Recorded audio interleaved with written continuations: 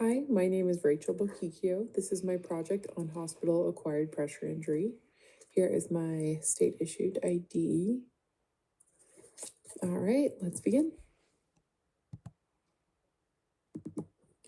So, briefly going over my project and how I chose what to do. I'm a wound care nurse, and I wanted to see what the most important thing was for me to address. I noticed that a lot of our wounds are pressure-related injuries. But a lot of those, unfortunately, are hospital acquired pressure injuries. I noticed that there was a couple things that could be improved. These things were that nurses and doctors and PAs and nurse practitioners all tend to misstage pressure wounds. They'll call something that's a 1 a 2 and so on and so forth. This might not seem like a big deal, but different stages require different interventions. And then the second thing is that the pressure injuries are not prioritized as something to prevent or something to address. So a lot of times I'll see these patients a lot later than I would recommend seeing them. And then the severity of the damage is not emphasized. People's other illnesses are taking the front seat. And then I'm way later, I see this patient and their pressure wound has progressed. So these are things that I really wanted to make sure that my project touched on. As a nurse, of course, education is a huge part of my job. I don't just teach patients, though, I'm also teaching nurses a little bit in general, just because I am specialty. And it's really something that I'm growing as a nurse in. So I first started by assessing the knowledge and education of nurses on a unit, just by using a quiz that I made. There was a bunch of different questions on just pressure injury staging, for example. There was one that had a picture of a stage 2 pressure injury, and it said, this injury is over a coccyx, it is partial thickness, it is non-blanchable, red wound bed. What would you stage it as? And I also had questions about best practice, best prevention, Q2, Q3, Q5 turns, all of that kind of good stuff. And so I handed those out to the floor educator who distributed them to nurses when she could during huddle. It wasn't perfect, but we did it. And then my second phase was creating education, kind of based on that data a little bit, seeing where there were deficits. And I made some posters, posted it in areas where nurses will see it and where usually education is posted anyway. So that's something that they could all look for. And then the final phase was reissuing that same quiz. I just kind of mixed up all of the questions just in case someone remembered the order or something, and assessed the overall score from there. They were all anonymous, and I think it was a pretty effective way of assessing how effective my project was. So here's one of the posters. It just has general information and refresher knowledge about pressure injuries, kind of like what causes them. First thing to do if you suspect if it's a pressure injury, assess if a wound is blanchable, because pressure wounds do not blanch. It's all stuff that we learned in nursing school, but I found it just stuff that you're not thinking about when you see a wound or something that you think is a pressure injury. You're just, I don't know, you're so caught up in other things in the daily nursing that sometimes this stuff is good to relearn. This is the second poster I did. This one is what you can actively do to prevent pressure injury. I really wanted to emphasize that nurses need to own this as a task and as a sense of pride, really, to prevent hospital acquired pressure injury.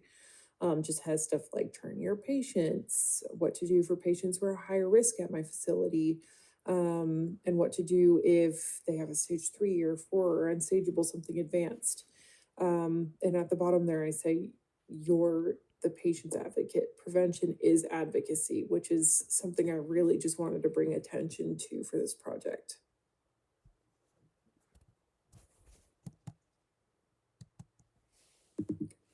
And this is an example of the third poster I put her up around. I was going to do my own staging poster, but I realized I was kind of inventing the wheel.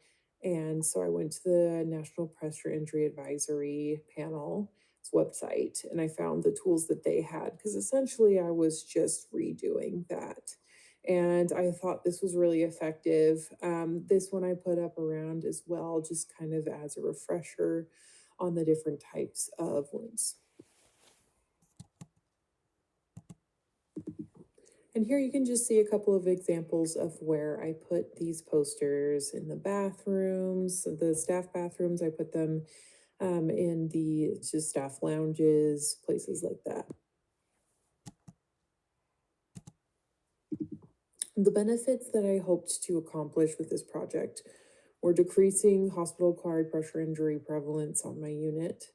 And then I wanted to increase a sense of ownership of pressure injury prevention, as I said before.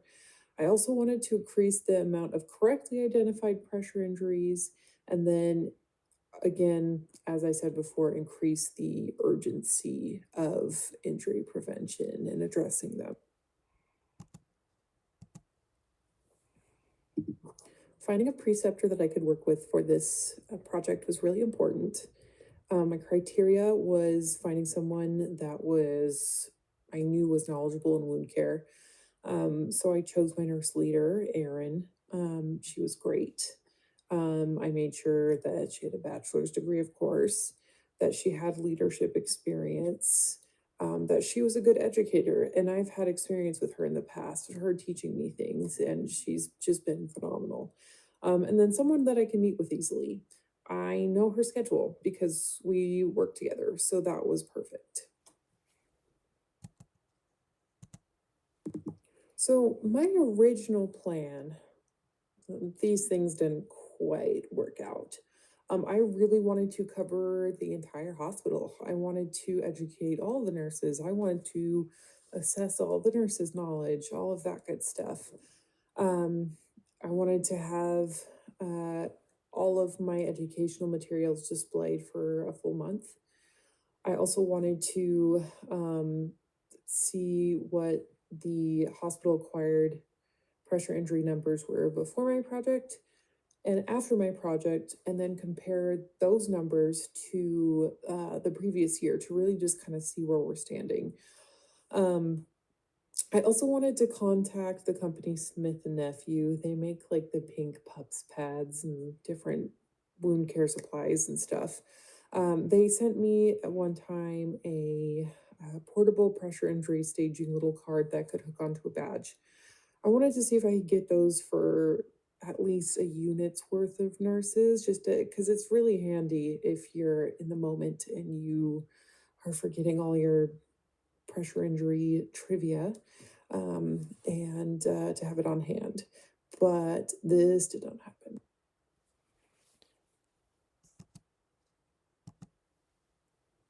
When I took all of these wild ideas to my preceptor, she acknowledged that my heart was in the right place, but that I really had to edit my ideas down because of our time limit.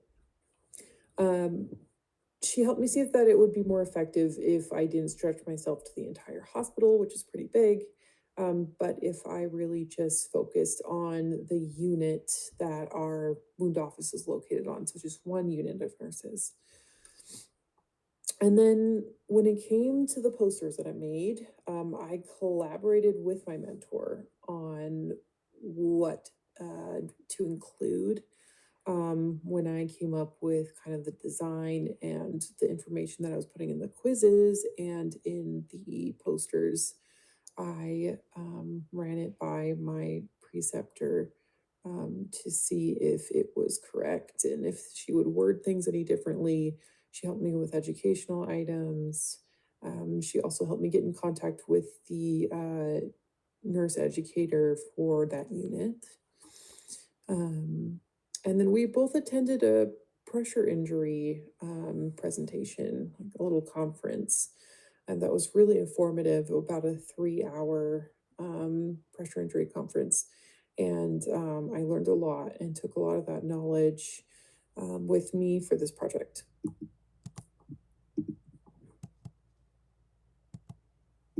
There were definitely some bumps in the road with this project, most notably the timeline. Like I said, I really wanted a month with this educational materials up and running, but it just ended up being just under 2 weeks.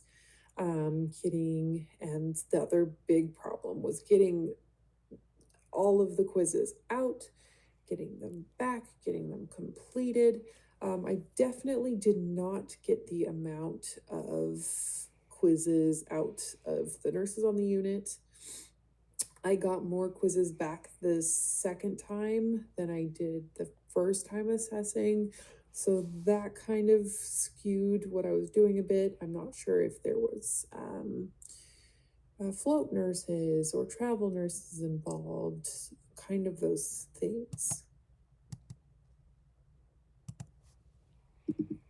And as for the things that went right, I really did have some really great interactions with some nurses. They were grateful for the project. It helped them to stage injuries. It helped them kind of know what to do. So they were grateful for that. And then there was an overall increase, although slight, on the scores from the quiz that came back that second time to assess the knowledge. So I see that as a success. As far as my personal experience goes and how I feel like I did, I think pros, I was really inspired to continue doing stuff like this and address issues in my workplace because it's something so reachable. I really loved collaboration. I was eager to do that, to get all different voices and really get this project working. I loved learning, I loved teaching. Those were like just that knowledge was great. That was something that I really loved through this project and felt I did great with. And then just ambition and initiative. I really wanted to get the end goals of my project. I wanted to reach those. As far as cons go, the big thing was time. I think it was just a big project with a lot of moving pieces. And it just kind of slipped away my deadlines. I think that I could have edited my plan better earlier. And I also think that taking into account everyone who I collaborated with, even the bedside nurses, their time and how valuable that was something that I needed to note and that I will note for future projects. In summary, this project was about hospital-acquired pressure injury and the prevention of them, and just education on pressure injuries. I first started by assessing the knowledge of a unit of nurses. And then I took that information and I made educational materials with my preceptor, and we posted them around the unit. And then after a couple weeks, we assessed to see if that knowledge was effective. And by my criteria, it was. And then from there, we gave the information and the kind of deficits to, and the answers to the quizzes to the educator of the unit to go over with the nurses and further educate. I think I'm going to take a lot from this project. I really do think that I learned a lot. I have a lot of inspiration to continue to change my workplace, but I also will understand that it takes a lot of time and a lot of understanding of other people's time to really make an effective project. And that's my project. Thank you for listening.